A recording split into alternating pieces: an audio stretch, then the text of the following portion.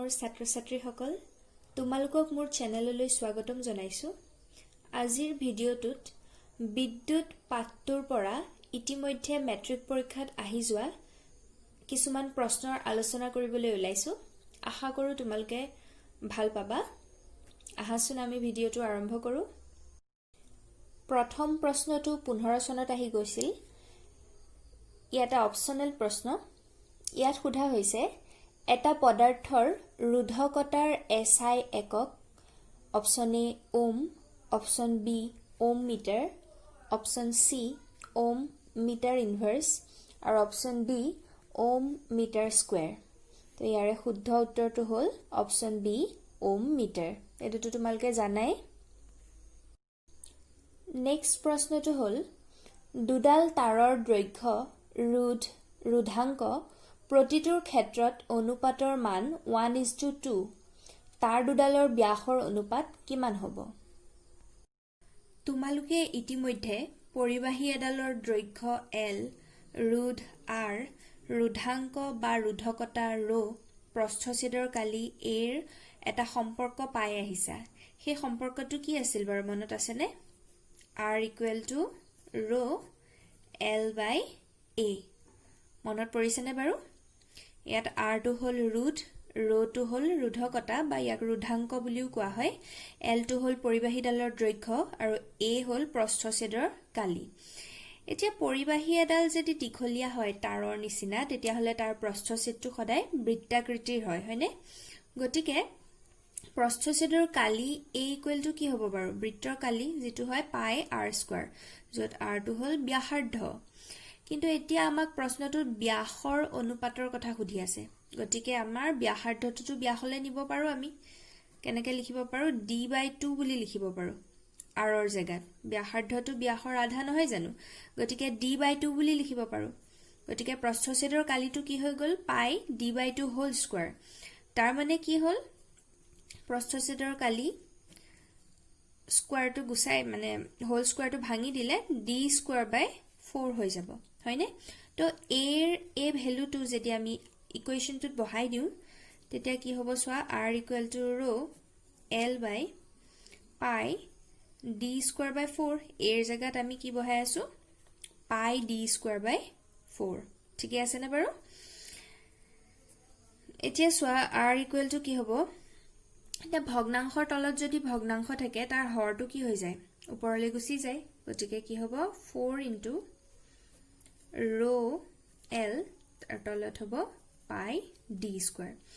এতিয়া আমাক ব্যাসৰ কথা কৈছে, হয়নে নহয়? গতিকে আমি ব্যাসটো, তাৰমানে ডিটো লেফ্টত লৈ আহোঁ।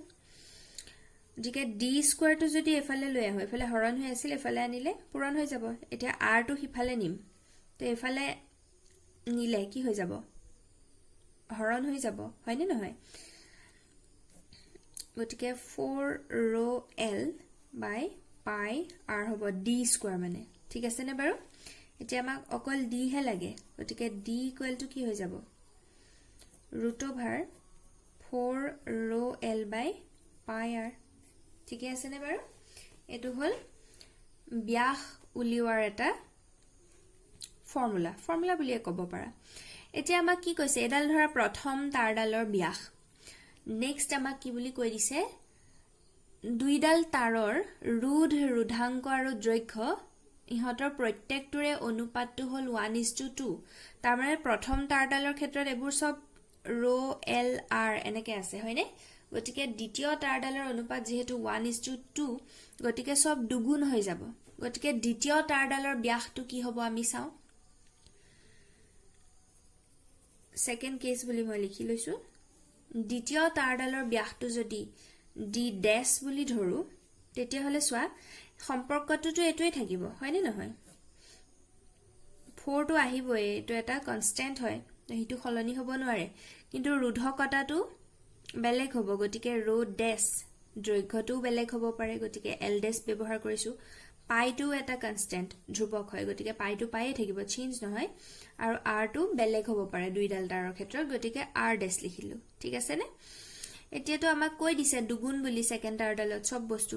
এতিয়া 4টো 4এ থাকিল। ρ' আগৰটোৰ দুগুণ, গতিকে আগৰটো ৰ আছিল গতিকে 2 ৰ বুলি লিখিব পাৰো হয়নে দুগুণ কৰি দিছো আৰু l ডেশ টো আগৰ l ৰ দুগুণ গতিকে 2l লিখিব পাৰো পাই ৰুট টু r ডেশ টো আগৰ ৰুটৰ দুগুণ গতিকে 2r বুলি লিখিব পাৰো ঠিক আছে নে এই ফৰ্মুলাটো জাস্ট সেকেন্ড টাৰডালৰ কাৰণে উলিয়াই আছো কাৰণ সেকেন্ড টাৰডালত সব দুগুণ হৈ গল বুলি কৈ দিছে আমাক এতিয়া এটা দুই কেনসেল কৰি দিব পাৰি এটা হৰত আছে এটা লবত আছে হয়নে এতিয়া বাকিখিনি যদি চাও সোৱা এটো পূৰণ কৰি নিদু বাৰু মই 2 টো আগলৈ লৈ আহিলো তাৰ পিছফালে লিখি দিলো 4 rho l by pi r ঠিক আছে নে বাৰু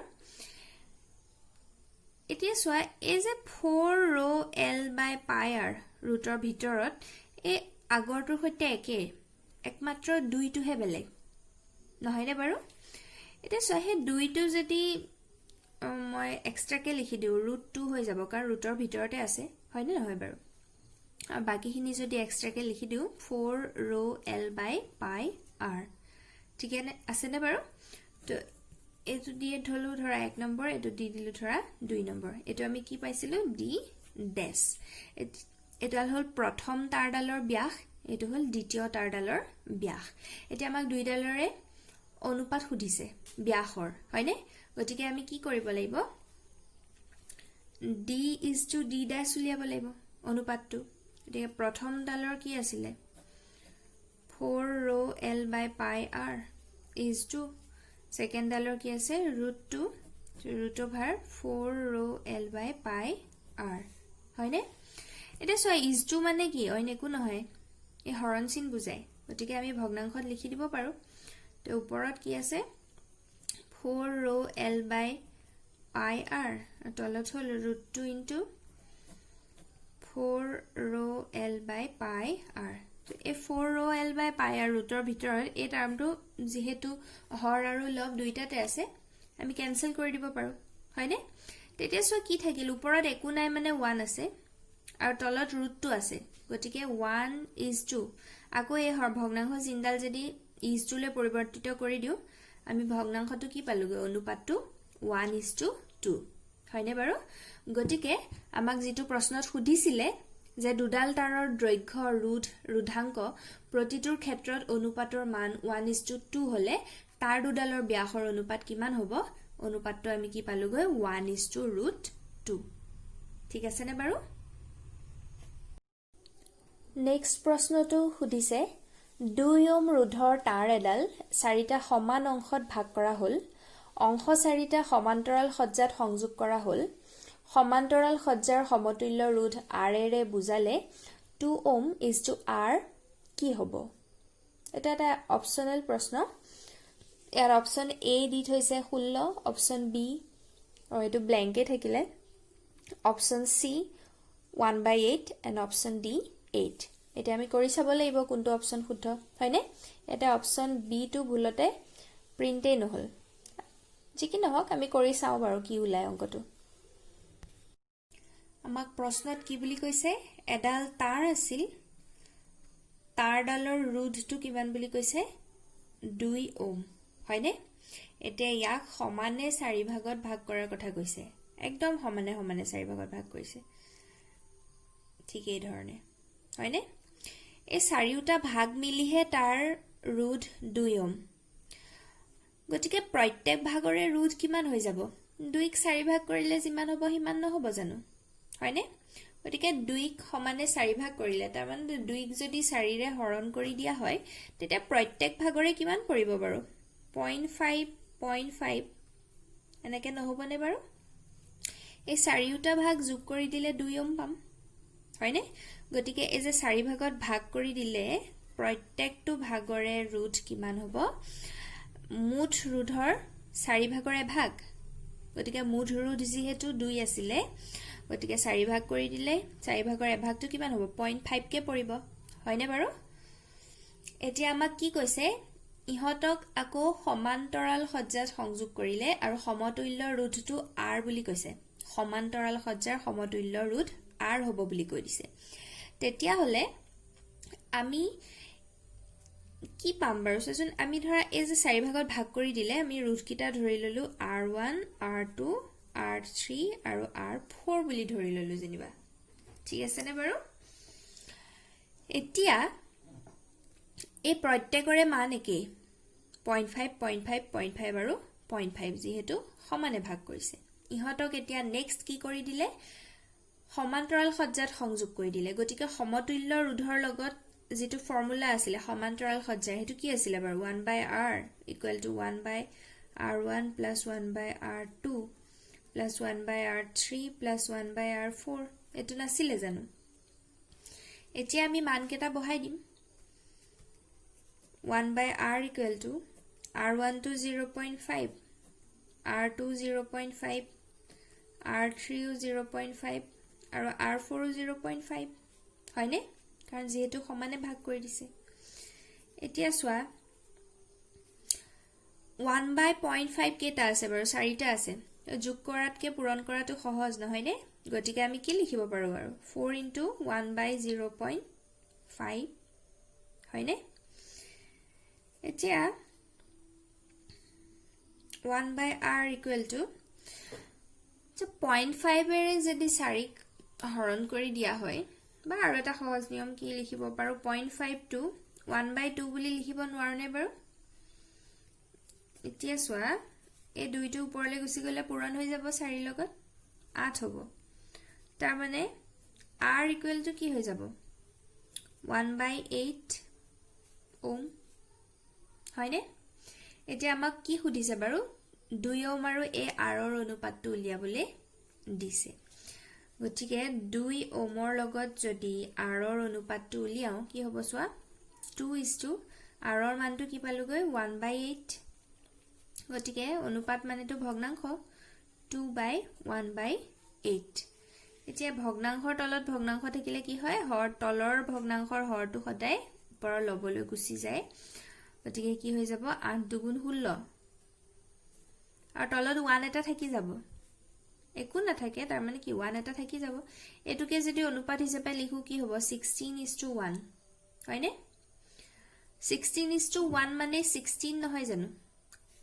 তলত 1 থাকা মানে কি 1 এদি হৰণ কৰিলেতো আমি সেই সংখ্যাটোৱে পাওঁ গতিকে 16 বুলি ক'ব পাৰো যেটো কোনটো অপচনত আছে বাৰু অপচন 8 আছে গতিকে কাৰেক্ট অপচন কোনটো অপচন A